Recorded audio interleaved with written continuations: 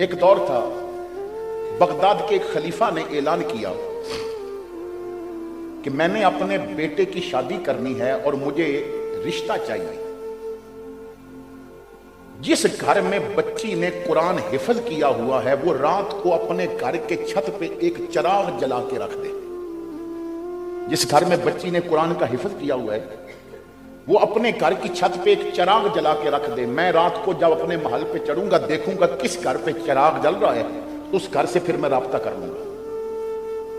رات عشاء کی نماز پڑھی اور اس سے فارغ ہو کے گھر والوں سے کچھ باتیں کر کے خلیفہ جب اپنے محل کی چھت پہ چڑھا اس کی آنکھوں میں آنسو آ گئے۔ بغداد کے ہر گھر کی چھت پہ چراغ جل رہا تھا۔ یہ وہ دور تھا کہ ہر گھر میں بچی نے قرآن یاد کیا ہوا تھا۔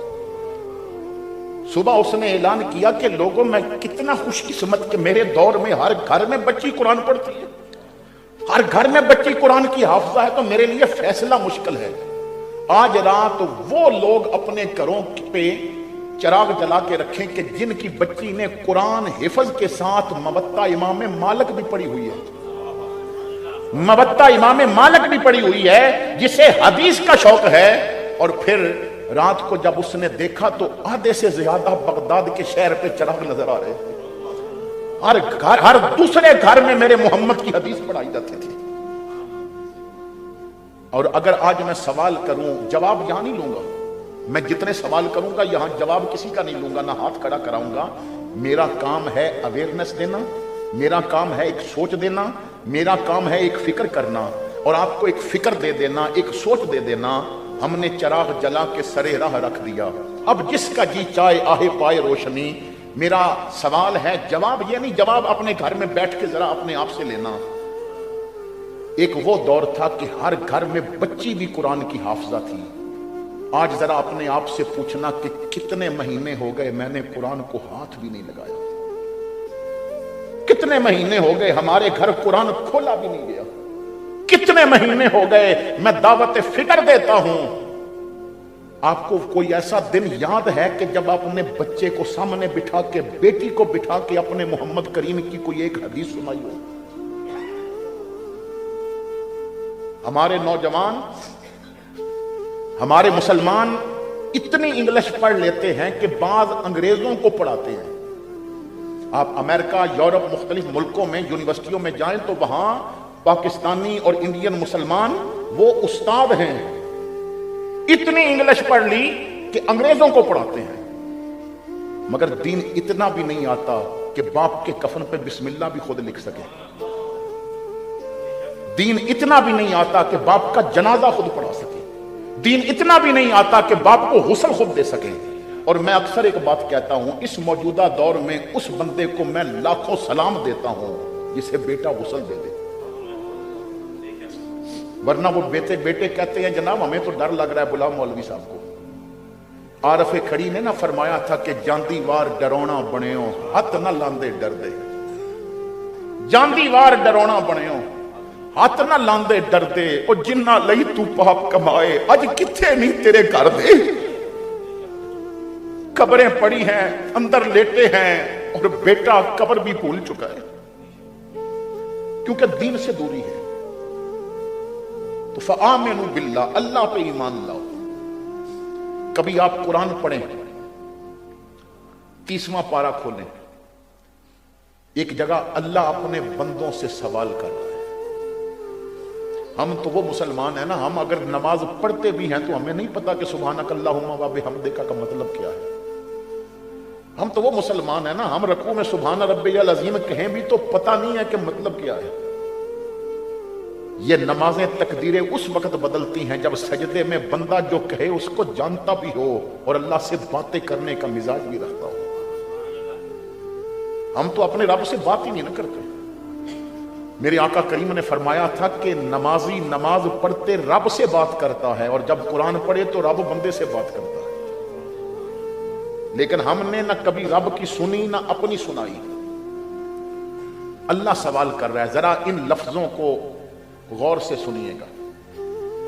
اللہ تعالیٰ نے فرمایا یا ایھا الانسان ما غرک بربک الکریم اے انسان، تجھے کس چیز نے کریم رب سے دور کر دیا؟ کس چیز نے تجھے دور کر دیا؟ وہ چیز تلاش کرنا جس کی وجہ سے آج سجدے چھوٹ گئے تجھ سے۔ یہ جو بزرگ بیٹھے ہیں، اگر ان کا حافظہ قوی ہے تو یہ اپنے تھوڑا سا بچپن کے بعد جو ایام تھے، جوانی سے پہلے یا جوانی میں داخل ہو رہے تھے، تو اس وقت اگر انہیں یاد ہو تو تقریباً گھر میں کچھ بندے ایسے ہوتے تھے جو تہجد بھی پڑھتے تھے۔ آج میرا خیال ہے علماء کے علاوہ کسی کو نہیں ہوگا پتا کہ ہمارے گھر میں کوئی تہجد کے لیے بھی اٹھتا ہے۔ تو یہ لذتیں کس نے لے لی؟ اے انسان، تو کیوں دور ہو گیا؟ اب میں ایک سوال کرنے لگا ہوں، اس کا جواب آپ نے دینا ہے۔ آپ کے اس علاقہ میں کوئی یہودی رہتا ہے؟ کوئی سکھ؟ کوئی ہندو؟ یعنی سارے مسلمان ہیں؟ علاقہ سارا مسلمانوں کا ہے، یہ میرا جعفر یہ سارا مسلمانوں کا ہے، تو کیا فجر کے وقت مسجد کی صفیں بتاتی ہیں کہ یہاں سارے مسلمان رہتے ہیں؟ تو اس کا مطلب ہے بندہ اپنے رب سے دور ہو گیا، وہ بھول گیا اسے جس نے سانسیں عطا کی، وہ بھول گیا جس نے رزق عطا کیا، وہ بھول گیا اسے کہ جس نے اسے زندگی کی نعمتیں عطا کی۔ قیامت کا دن آئے گا نا، تو اس بندے سے جو دنیا میں اللہ کو بھول گیا تھا اسے فرمایا جائے گا تو نے دنیا میں ہمیں بھلا دیا، آج ہم نے تجھے بھلا دیا۔ تو دنیا میں ہمارا نہیں بنا تھا نا، آج ہم تیرے نہیں بنے گے۔ اللہ تعالیٰ ارشاد فرماتا ہے وَإِن تَعُدُّوا نِعْمَتَ اللَّهِ لَا تُحْصُوهَا۔ بندے اگر میری نعمتوں کو گننا شروع کر دے تو گن نہیں سکتا، شمار کر نہیں کر سکتا، اس لیے کہ ہر آنے والا سانس بھی اس کی نعمت ہے، دل کی ایک ایک دھڑکن اس کی نعمت ہے۔ میں ایک بزرگ کا قول پڑھ رہا تھا، کہتے ہیں کہ مہینے بعد ایک دفعہ کسی بڑے اسپتال کا چکر لگایا کرو،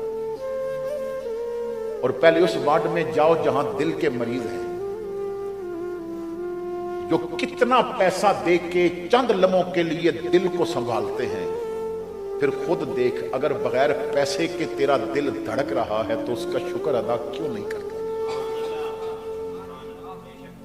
وہ کڈنی کے وارڈ میں ذرا جاؤ جہاں گردے باش ہو رہے ہیں، وہ بڑے بڑے دولت مند ہیں، لیکن کتنا پیسہ دے کے ہفتے میں 2 دفعہ 1 دفعہ اپنے گردے واش کراتے ہیں۔ اگر تو ہر چیز کھا بھی رہا ہے اور گردے کام بھی کر رہے ہیں تو اس کا شکر ادا کیوں نہیں کرتا؟ وہ سانس والے وارڈ میں ذرا جا کے دیکھ، وہ وینٹیلیٹر لگے ہیں، سانسیں لے رہے ہیں، یا وہ لوگ جو چند قدم چلتے ہیں پھر انہیلر نکالتے ہیں، پھر وہ پف دبا کے اپنے منہ میں وہ سپرے لیتے ہیں تو پھر ان کا سانس ذرا بحال ہوتا ہے۔ تو ذرا سانس کھینچ، کچھ دیر روک، پھر نکال۔ اگر کوئی مسئلہ نہیں تو پہلے اس کا شکر تو ادا کرنا۔